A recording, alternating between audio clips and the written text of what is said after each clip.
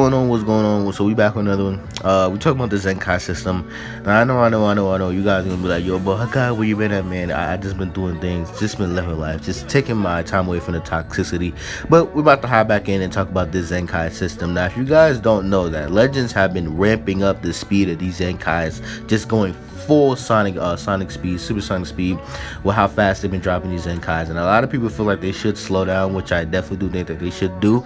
We went from having Zenkais every month to having Zenkais every 2 weeks, and now they're stuffing Android 18, yellow Android 18, Zenkai, just like a few days after they just Zenkai Red Cell and they Zenkai LF or Gohan. So a lot of people are like, yo, they're just overdoing it at this point. There's no way for free-to-play players or even the whales can't even keep up because there's too many resources.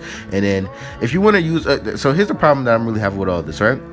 Is that this is something I predicted was going to happen eventually, but it's the reason why I don't like the Zenkai system. Eventually, if you want to run some of these teams, we're going to get to a point where you're going to have to invest into multiple Zenkais, which takes away from the fun from the game, when you have to think about, dang, I don't have the Zen, because like get this unit to Zenkai 3, that's 3,000 Chrono Crystals. It's just a lot more ways to try and nitpick Chrono Crystals out of players. That's both whales and free to play, in my personal opinion. And that's the reason why I don't really like the Zenkai system. Obviously, you can skip it, but like, it takes the fun out of the game when you always want to run a certain team, let's say female warriors. And in the future, because they've done most of the female warriors that they have to offer in all of Dragon Ball, eventually if the team ever wants to be runnable again, it's going to have to be via the Zenkai system. Maybe 1, 2, 3 Zenkais that they're really going to need, and probably maybe a new unit, I don't know, a new summonable sparking, but there's that. So that's personally why I'm not a fan of this Zenkai system. As you can see, they're obviously trying to push the Android meta, and just out of the blue, the Android is about to get their second Zenkai, their third Zenkai, in just over the course of the last month and a half. So I'm just not really a big fan of that, in my personal opinion, that they're trying to use these Zenkais, to try and patch up these teams, and eventually it was going to happen. So I can't really say that I'm not. That's why I'm not really mad about it, because I just thought about it. Like with months back, I was like, damn, bro, at this rate, they're never going to get rid of Zenkai. So obviously, eventually, to try and patch up some of these teams that they already done a lot of the characters for them.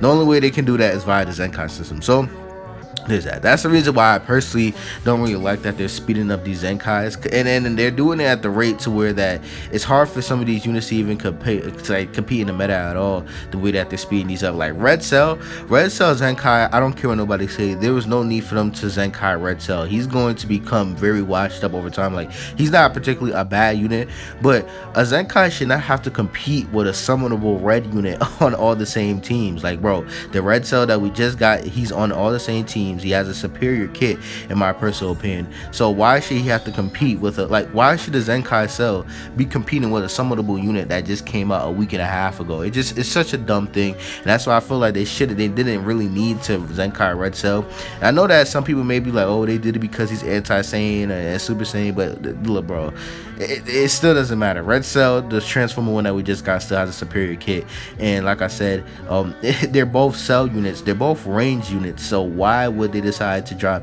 pretty much units that's almost identical as far as what you're going to be able to use them on the team for, on all the same teams? Why should they have to constantly be on?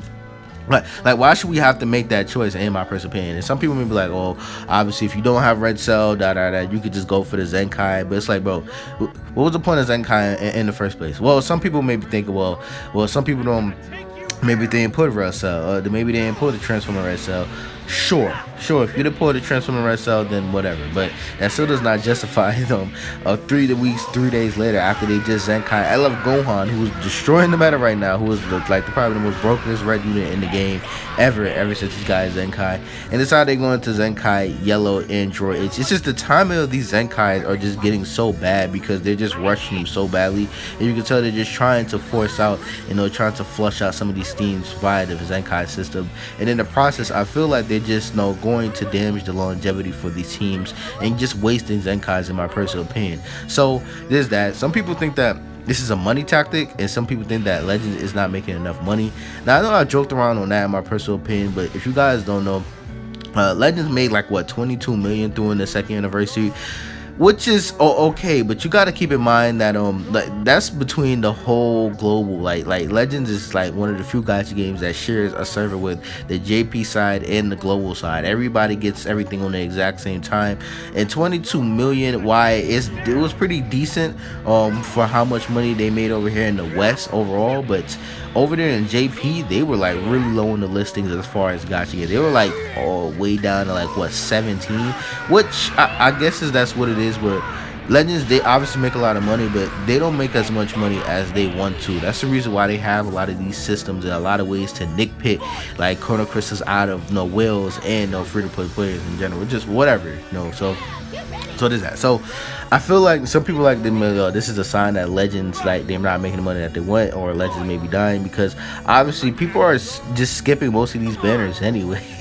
Like a lot of the Legends Rising banners, people are skipping those, and people are just playing smart, and people were skipping USTs like crazy. People always were skipping USTs, and that's the reason why a lot of people feel like USTs may be just gone forever, because it has been what, 3 months since we got a UST, or 2.5 months. It's been a while since we had a UST up in the game, since the last UST was up. So definitely seem like UC may be going, and it seems like they're using Zenkais to go ahead to try and place in those filler spots that they used to have for UST banners, or possibly because the new Trunks and Goten that was showed off in V-Jump, they possibly could be a UST banner. We don't know.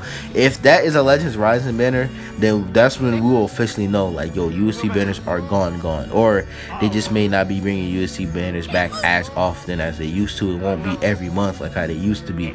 So there's that. So tell me what y'all think about that.